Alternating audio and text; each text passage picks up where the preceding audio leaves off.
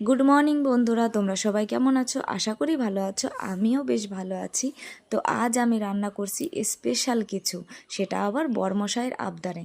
তো আজ আমি রান্না করছি পাবদা মাছ সর্ষে পোস্ত দিয়ে।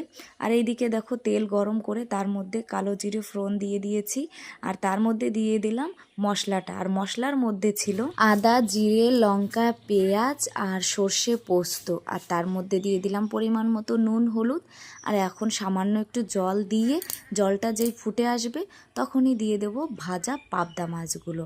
আর পাবদা মাছ দিয়ে একটু নেড়ে চেড়েই কিছুক্ষণের জন্য ঢাকা দিয়ে রেখে দেব। আর ঢাকনা খুললেই দেখবো যে মাখো মাখো ভাবটা হয়ে গেল আমার রান্না। তার সাথে রান্না করেছি মাছের তেল, আলু, বেগুন, পেঁয়াজ দিয়ে। আর এই আমার সাদা ভাত। আর এই যে আমার স্পেশাল রান্না সর্ষে পোস্ত পাবদা।